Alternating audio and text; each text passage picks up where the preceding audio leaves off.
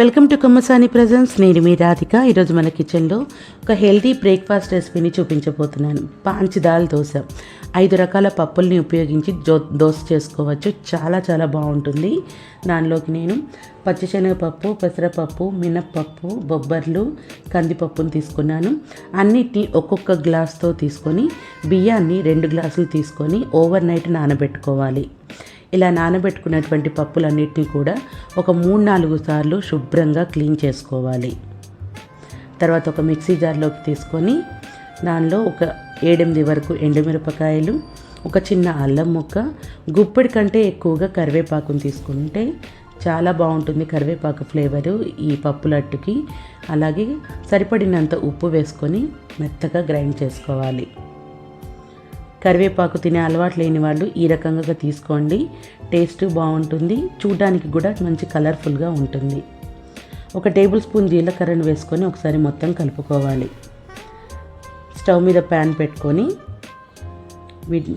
పిండితోటి దోశలాగా పోసేసుకోవాలి. మీకు దోశ క్రిస్పీగా కావాలి అంటే పిండిని మరి కాస్తంత పలచగా వేసుకుంటే చాలా క్రిస్పీగా వస్తుంది. ఇప్పుడు నేను చూపించే మాదిరిగా వేసుకుంటే చాలా సాఫ్ట్గా వస్తుంది. ఎవరికి ఇష్టం ఉన్న దాంట్లో వాళ్ళు ఈ దోశని ప్రిపేర్ చేసేసుకోవచ్చు. చాలా ఈజీగా వస్తుంది. అతుక్కోవడం కానీ లేకపోతే మంచిగా ఫ్రై అవ్వకుండా పచ్చిగా ఉండడం కానీ ఇలాంటివి ఏమీ ఉండదు. చాలా పర్ఫెక్ట్గా దోశ ఉంటుంది. నేనైతే రెగ్యులర్గా చేస్తాను మా ఇంట్లో ఈ బ్రేక్ఫాస్ట్ని. రెండో వైపు కూడా టర్న్ చేసుకొని కాస్తంత ఆయిల్ వేసుకొని, ఎక్కువ ఆయిల్ కూడా పట్టదు, చాలా తక్కువ ఆయిల్ పడుతుంది.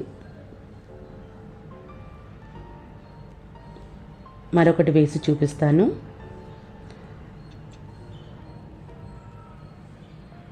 ఇంకా వేరే పప్పులు ఏవైనా సరే మనం యూజ్ చేసుకోవచ్చు. రెగ్యులర్గా మీరు ఈ బ్రేక్ఫాస్ట్ని మీ మెనూలో చేర్చుకోండి. చాలా హెల్తీగా ఉంటుంది. సో దీనికి కాంబినేషన్గా కొబ్బరి చట్నీ, పల్లీ చట్నీ, టొమాటో పచ్చిమిర్చి పచ్చడి ఏదైనా బాగుంటుంది. బట్ ఇంకా ఎక్కువ టేస్టీగా ఉండేది మాత్రం పచ్చిమిర్చి టొమాటో పచ్చడి. సో నా వీడియో కనుక మీకు నచ్చినట్లయితే నా ఛానల్ని తప్పకుండా సబ్స్క్రైబ్ చేసుకోండి. లైక్ చేయండి, షేర్ చేయండి, కమెంట్ చేయండి. Thank you for watching.